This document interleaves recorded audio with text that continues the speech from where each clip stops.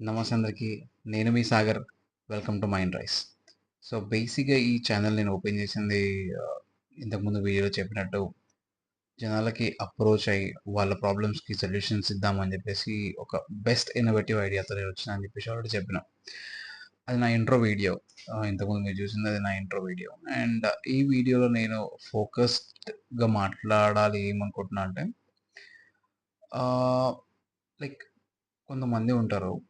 లైఫ్‌లో ఏమనుకుంటారంటే, ఏ చిన్న ప్రాబ్లమ్ వచ్చినా అంటే ఓకే. పెద్ద ప్రాబ్లమ్ వచ్చినా, చిన్న ప్రాబ్లమ్ వచ్చినా వాళ్ళేమనుకుంటారో తెలుసా? నాకే ఎందుకొచ్చిందబ్బా ఇది? అంటే నేనే ఎందుకు? చాలామంది జనాలున్నారు గదా! వాళ్ళందరూ హ్యాపీగా ఉన్నారు. నాకే ఎందుకొచ్చింది? నేనే ఎందుకు ఈ సిట్యుయేషన్‌లో ఇన్వాల్వ్ అయ్యి ఉండాలి? అంటే ప్రతీది వాళ్ళకే అని వాళ్ళు ఫిక్స్ అయిపోయి ఉండరు. అంటే నాకే అయింది. నాకే అయితుంది. ప్రతిసారి నాకే అయితుంది. నేను అందరికి మంచి చేశా. అయినా నాకే అయితుందని అనుకుంటుంటారు. సో, ఈవెన్, ఈవెన్ నేను, ఈవెన్ నేను గూడా అట్లనే అనుకున్నా. చాలా సార్లు మీరు నమ్మరు. చిన్న చిన్న సిట్యుయేషన్ లో ఏదైనా నా మైండ్ ఆటోమేటిక్‌గా ఎళ్ళిపోతదనమాట. అరే! అందరూ మంచిగున్నారురా బయ్! నాకే ఎందుకు ఇట్లా అయితుంది? నేనేం తప్పు జేసినా? ఏం పాపం జేసినా? అని జెప్పేసి చాలా మైండ్‌లో తిరుగుతా ఉంటదనమాట.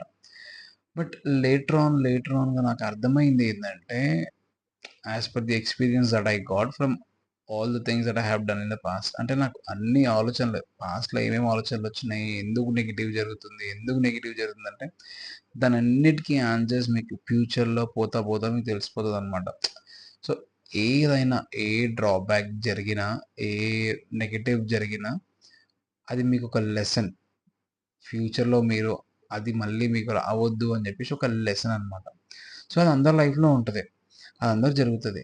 ఎవడైతే ఎక్స్‌పీరియన్స్ చేస్తాడో వానికే తెలుస్తది. లైక్ మీ. నేను పర్సనల్‌గా చాలా ఎక్స్‌పీరియన్స్ చేశాను నా లైఫ్‌లో. లైక్ ప్రీవియస్‌గా నేను చాలా మందికి హెల్ప్ చేయడం, చాలా మందికి నేను ఇంతకుముందు వీడియోలో చెప్పినట్టు తెలియని పర్సన్స్‌కి కూడా నేనెళ్లి హెల్ప్ చేస్తుండే. బట్ అయినా దేవుడు నాకు కొన్ని సార్లు కొన్ని సిట్యుయేషన్స్‌లో ఇలా పెట్టేస్తుండే లైక్ అసలు నాకు ఆన్సర్ దొరకకపోయేది. నేనే ఫీల్ అయితున్నా అంటే నాకే ఎందుకు ఇలా జరుగుతుంది? నేను ఇంతమందికి హెల్ప్ చేస్తా కదా! ఇంతమందికి లైక్ అడ్వైజెస్ ఇస్తా. నాకెందుకు ఇట్లా జరుగుతుంది అని.